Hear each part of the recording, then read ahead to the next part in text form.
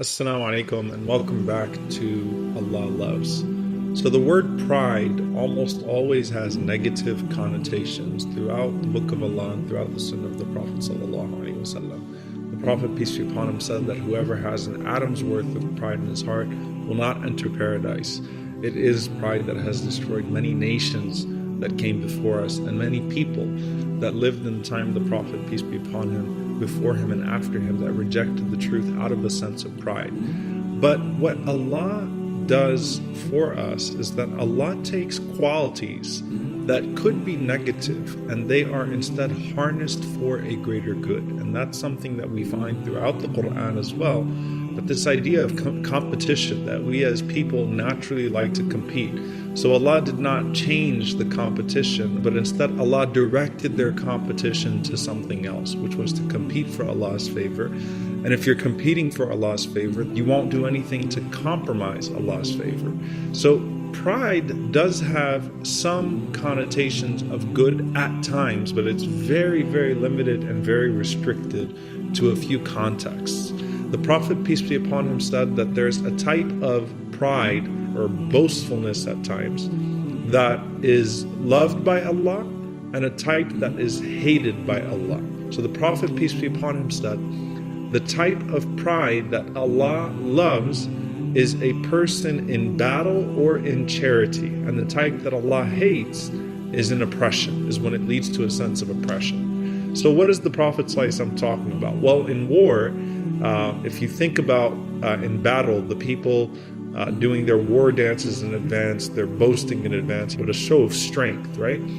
So the Prophet ﷺ was amongst very proud people in their ability to fight on the battlefield. And that came into the benefit of Islam and to the believers, that you had proud warriors.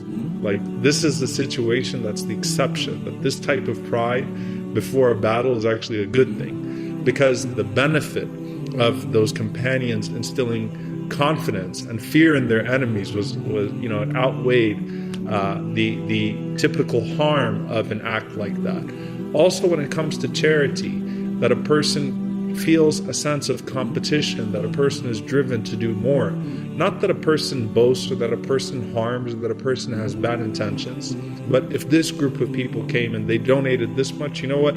I want to donate this much instead. They're moved by something else, and so it becomes a public competition, not out of ego, but again out of competing for the favor of Allah subhanahu wa ta'ala. So if you think about some of the ways that we compete with one another in good, the way that Abu Bakr and Umar competed with one another in good, that, you know what, I have to move forward, I have to do more service, I have to do more sadaqah, more charity, and competing for that. So that sense of pride is not a bad sense of pride, because it has a good purpose.